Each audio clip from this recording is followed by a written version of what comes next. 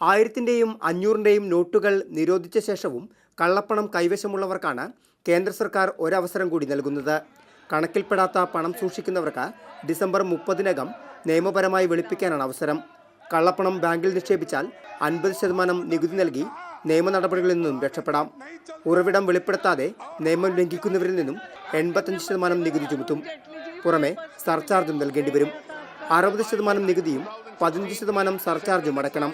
കൂടാതെ ആദായനികുതി ഉദ്യോഗസ്ഥന് 10% പിഴയും ചുമത്താം. പിഴ ഒടുക്കിയ ശേഷമുള്ള തുകയുടെ പകുതി 4 വർഷത്തേക്ക് പിൻവലിക്കാനാവില്ല. ബാക്കി തുക പിൻവലിക്കാം. എന്നാൽ ഈ നിക്ഷേപത്തിന് പലിശ ലഭിക്കില്ല. ഈ വ്യവസ്ഥകൾ ഉൾപ്പെടുത്തി ആദായനികുതി നിയമ ഭേദഗതി ബിൽ കേന്ദ്ര സർക്കാർ ലോക്സഭയിൽ അവതരിപ്പിച്ചു. നിയമലംഘകർക്ക് 4 വർഷം തടവ് ശിക്ഷയും ഉണ്ടാകുമെന്ന് ബിൽ അവതരിപ്പിച്ച് ധനമന്ത്രി അരുൺ ജെയ്റ്റ്ലി പറഞ്ഞു. കള്ളപ്പണം സ്വയം വെളിപ്പെടുത്താനുള്ള ഗരീബ് കല്യാൺ യോജന പ്രകാരം നിക്ഷേപത്തിന്റെ കണക്ക് ബോധിപ്പിക്കാൻ കഴിഞ്ഞില്ലെങ്കിൽ 30% നികുതി അടച്ചാൽ മതിയാകും. ഇതിനു പുറമെ 10% പിഴയും നികുതിയുടെ 33% സർചാർജും നൽകണം.